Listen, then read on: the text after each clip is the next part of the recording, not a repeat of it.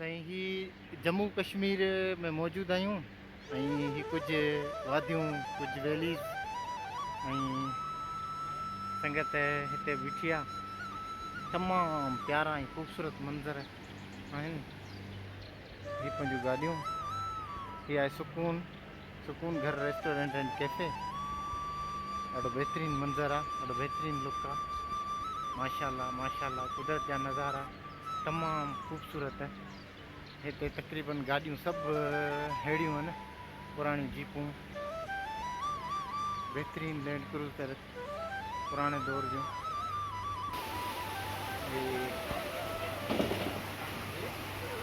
माण्हू खाइण जे लाइ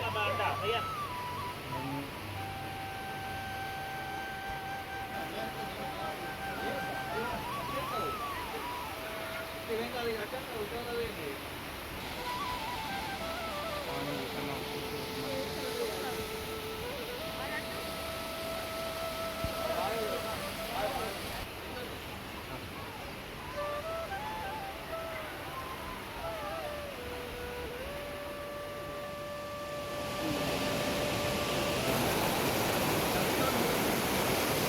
मथे अञा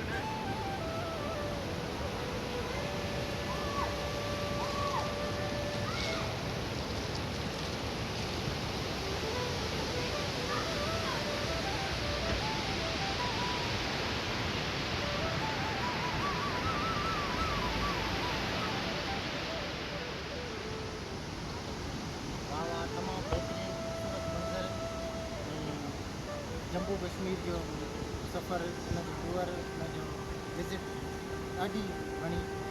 माशाल्लाह दिलि बाग बार थी वई। अहिड़ो मौसम, अहिड़ो माहौल ॾिसी काश असांजी धरती आज़ादु थिए, असां अहिड़ियूं हवाऊं, अहिड़ियूं ख़ुशियूं ॾिसूं।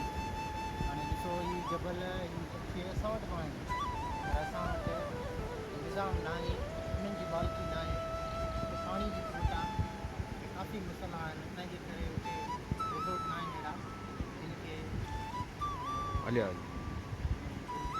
हुते नथो पियो वञे, मालिकी न आहे।